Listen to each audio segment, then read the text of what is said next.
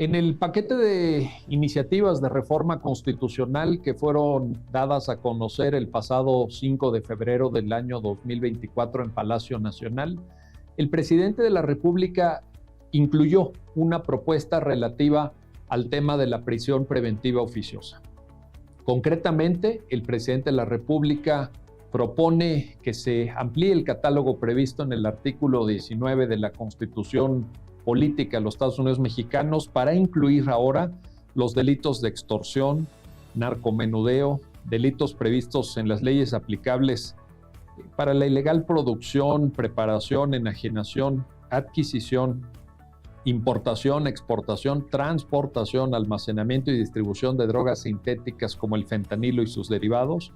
así como los delitos de defraudación fiscal, contrabando, expedición, enajenación, compra o adquisición de comprobantes fiscales, incluidas facturas que amparen operaciones inexistentes, falsas o actos jurídicos simulados en los términos que fije la ley. Y en el texto de la exposición de motivos que acompaña esta iniciativa se justifica la idea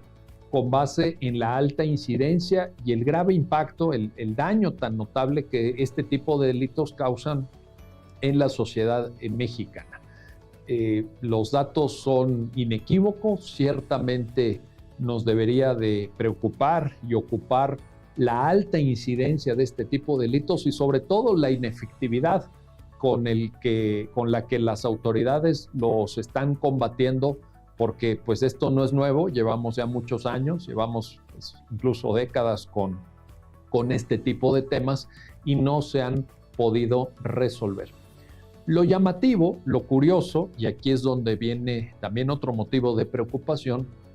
es que el año pasado, en el año 2023,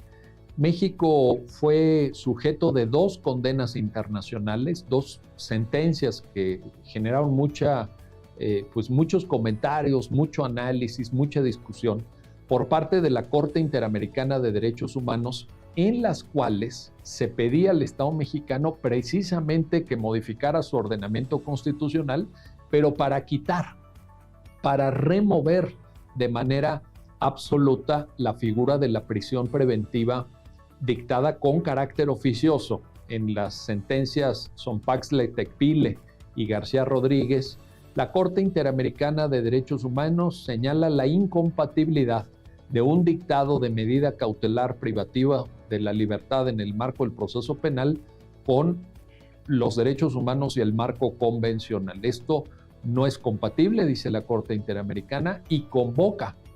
en esas sentencias, mejor dicho, le ordena al Estado mexicano que erradique la figura a través de un proceso de reforma constitucional, evidentemente, pero también convoca a que las personas juzgadoras no sigan aplicando este tipo de medidas. Lo curioso, repito, es que en la exposición de motivos el presidente de la República ni siquiera menciona estas 2 sentencias. Hagan de cuenta que para el autor de la iniciativa no fueron dictadas, no existen, y esto es muy preocupante. Es muy preocupante porque parecería que no se les da el lugar que merece a estos 2 pronunciamientos, que no se está respetando a un tribunal como es la Corte Interamericana de Derechos Humanos, bajo cuya jurisdicción se encuentra el Estado mexicano, y también me parece que es un profundo desdén, y esto es un motivo más de preocupación, al tema de los derechos humanos. Sabemos, porque así lo ha dicho el Tribunal Interamericano, porque así lo han dicho tribunales mexicanos, porque está plenamente documentado por órganos de vigilancia, garantía y tutela de los derechos humanos en el seno de la ONU y en el seno de la OEA, que la prisión preventiva dictada con carácter oficioso es violatoria de derechos humanos. Y en vez de que camináramos en la dirección correcta, en vez de que se hicieran todos los esfuerzos al alcance del Estado mexicano para quitar esta figura, en la iniciativa del 5 de febrero del 2024, el presidente propone una regresión constitucional a través de ampliar este catálogo.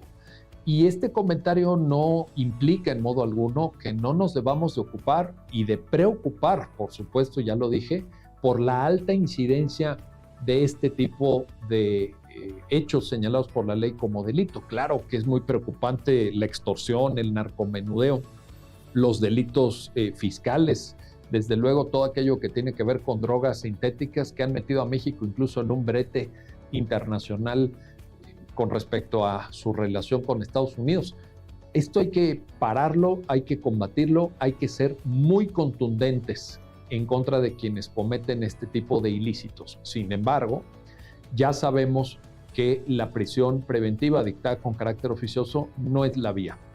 Y no lo es por razones de orden pragmático, ya que la prisión preventiva oficiosa lleva más de una década en nuestro ordenamiento constitucional y como la propia iniciativa lo señala y lo justifica, no ha dado resultado. Entonces, ¿para qué seguir en una ruta que ni siquiera desde el punto de vista práctico nos está dando o nos está permitiendo acercarnos al objetivo que queremos alcanzar, al objetivo que queremos lograr? Pero por otro lado, también muy preocupante hecho de desdeñar, de no darle su lugar y la importancia que merece a un par de sentencias de la Corte Interamericana de Derechos Humanos. No solamente por ignorarlas de manera completa y absoluta en la iniciativa, en la redacción de la exposición de motivos, sino porque es total y absolutamente contraria esta iniciativa a lo que resolvió la Corte Interamericana. Así que yo convoco a todas aquellas personas que se preocupan por el respeto a la dignidad de los seres humanos, a todas aquellas personas que se preocupan por los derechos de todos los que habitamos en la República Mexicana, a levantar la voz y a señalar que este no es el camino. El problema, como lo señaló la Corte Interamericana de Derechos Humanos con la prisión preventiva dictada con carácter oficioso, es su automaticidad. El hecho de que no se justifique, que no se argumente por qué se requiere, por qué se necesita la cautela que implica privar de la libertad a una persona, sino que simplemente basta con que la acusación se ubique en uno de los supuestos